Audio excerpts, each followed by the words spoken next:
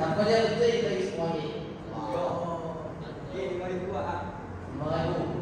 70,000. Nah.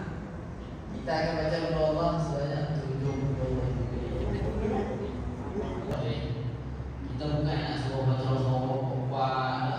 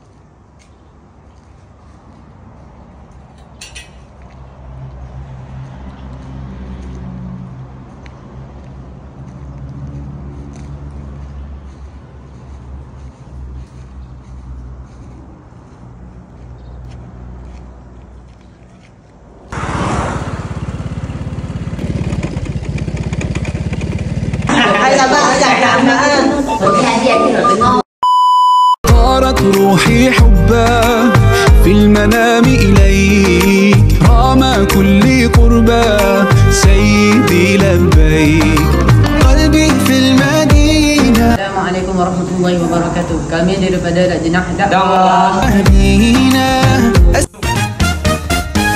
InsyaAllah pada kali ini kita akan tanya kawan-kawan tentang hukum Ramadan. Okey dah? Yes.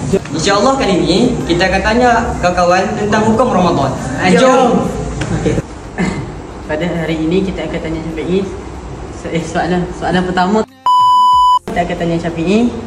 Perbuatan sunat di bulan Ramadan. Dia mulai dengan bacaan Al-Quran. Apa ni? Okey dah. Soalan kedua, berikan yang membatalkan.